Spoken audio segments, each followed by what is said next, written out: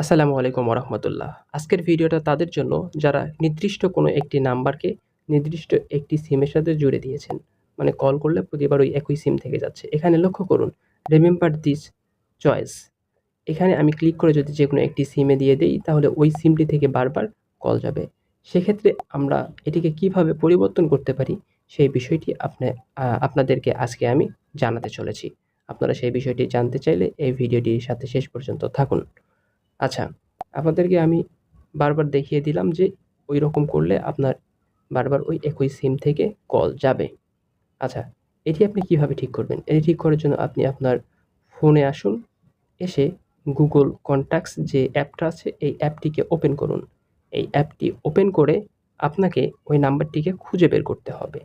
আমি আমার ওই নাম্বারটিকে খুঁজে বের করছি। আমি এখানে সার্চ করছি। আচ্ছা, আমি নাম্বারটি পেয়েছি। এখানে আপনি লক্ষ্য করুন, কলিং সিম নামে একটি অপশন রয়েছে।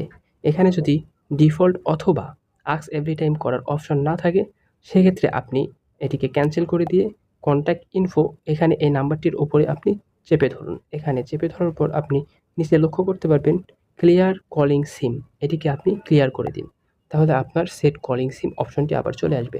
যখন আপনি দেখবেন ঠিক এরকম অপশন এসেছে তাহলে বুঝবেন যে আপনার আবার ফোনটি আগের মতো হয়েছে। এখন যদি আমি কল করি, দেখুন আমার সামনে ওই পপআপটি চলে আসছে যে আমি কোন সিমটি থেকে কল করব। তবে এটি অন করে দেওয়ার পূর্বেও আমরা যখন কথা বলবো, কল দিব, তখন আমরা কিন্তু এটিকে পরিবর্তন করতে পারবো। আমি আপনাদেরকেও সেই অপশনটি দেখিয়ে দিচ্ছি। আপনি ওই নাম্বারটিতে কল করুন। কোন সিম থেকে গেছে আমরা জানি না। এখন আমরা এখানে মোড়ে যাব। মোড়ে গিয়ে এখানে সিমটা পরিবর্তন করে দেব। দেখুন উপরে লেখা আছে কলিং ভায়া সিম 1, এখন পরিবর্তন হয়ে কলিং ভায়া সিম 2 হয়ে গেল। আপনারা ঠিক এইভাবে আপনাদের ফোনটিকে যার কাছে কল দিতে চান সেই নির্দিষ্ট সিম থেকে কল দিতে পারবেন।